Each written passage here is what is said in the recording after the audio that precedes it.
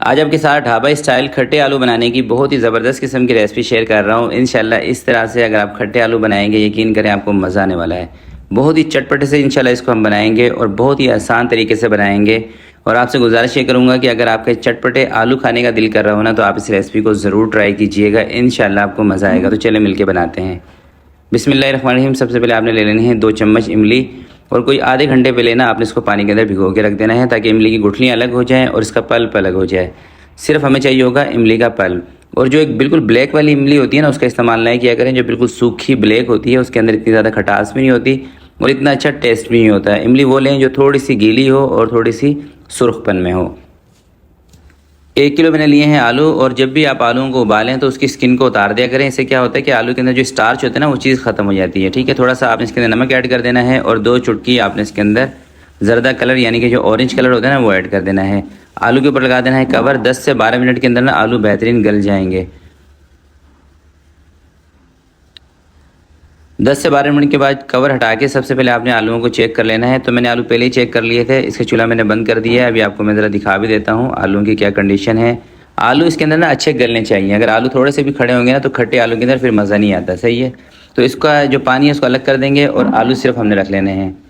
वही कढ़ाई धो के मैंने रख ली है। 2 से 3 चम्मच आपने ऐड कर देना है कुकिंग ऑयल का और इसके अंदर आपने डाल देना है थोड़ा सा सफ़ेद ज़ीरा, आधे चम्मच से थोड़ा सा ज़्यादा। अदरक और लहसुन का पेस्ट 1 चम्मच आपने ऐड कर देना है। 1 से 2 मिनट के लिए ना ज़ीरे को और अदरक लहसुन को आपने अच्छे तरीके से फ्राई कर लेना है।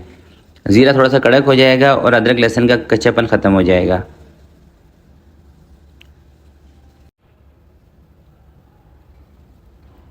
अदरक लहसुन को जब आप अच्छे तरीके से फ्राई कर लेंगे, उसके बाद आपने इसके अंदर मसाले ऐड करने हैं और बहुत ज़्यादा मसालों का इस्तेमाल नहीं करना है। ठीक है, मैं इसके अंदर 1.5 चम्मच कुटी हुई लाल मिर्चों का इस्तेमाल कर रहा हूँ। थोड़ा सा ना इसको मैं स्पाइसी रखूँगा। ठीक है, आधा चम्मच आपने इसके अंदर चाइना सॉल्ट ऐड कर देना है और थोड़ा सा नमक भी ऐड कर देना है। नमक हमने पहले आलूओं को उबालते हुए भी डाला था, इसलिए यहाँ पर आपने नमक कम डालना है। थोड़ा सा पानी डाल के आपने 1 से 2 मिनट के लिए ना मसाले को अच्छे तरीके से भून लेना है, ताकि मिर्चों का कच्चापन ख़त्म हो जाए। और इसी दौरान अगर मिर्चें जलने लगे ना, तो थोड़ा सा पानी आप और भी इसमें ऐड कर सकते हैं, कोई मसला नहीं है। बस ये है कि मसाले को आपने थोड़ा सा सही करके भूनना है, ताकि मिर्चें इसके अंदर कच्ची ना लगें, क्योंकि मिर्चें इसके अंदर थोड़ी सी हमने ज़्यादा रखी हैं। इसलिए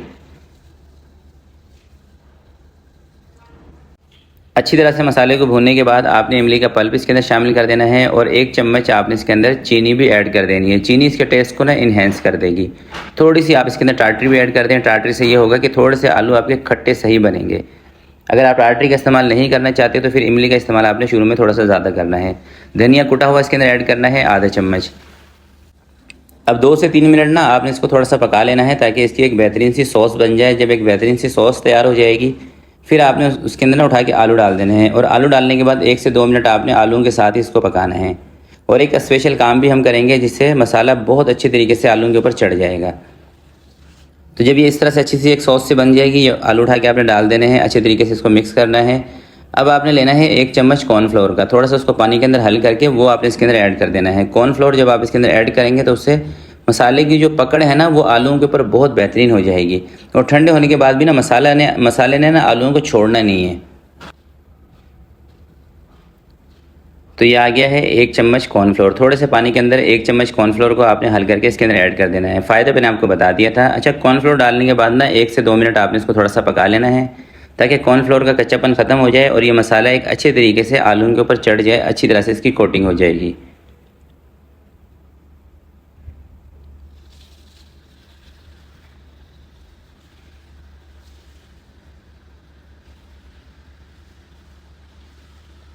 कॉर्नफ्लोर डालने के बाद तकरीबन 2 मिनट तक इसको मैंने और पकाया है। अब हम इसका चूल्हा बंद कर देते हैं और अब मैं आपको दिखाता हूँ इसका फाइनल लुक। यकीन करें, इतना ज़बरदस्त इसका टेस्ट आएगा ना, थोड़ा सा स्पाइसी और हल्का सा इसके अंदर खट्टापन होगा। और इतने मज़ेदार ये खट्टे आलू बनेंगे, आपका दिल खुश हो जाएगा। अगर आपका मुँह कड़वा हो रहा है, आपका दिल कर रहा है कोई स्पाइसी और थोड़ी सी खट्टी चीज़ खाने का, तो ये रेसिपी आप ज़रूर ट्राई कीजिएगा। इंशाल्लाह आपको मायूसी नहीं होगी। बहुत ज़बरदस्त किस्म की रेसिपी है। तो अभी इसको करते हैं डिश आउट। और थोड़ा सा ना आपने इसके अंदर बारीक कटा हुआ धनिया ज़रूर ऐड कर देना है, बिल्कुल लास्ट में।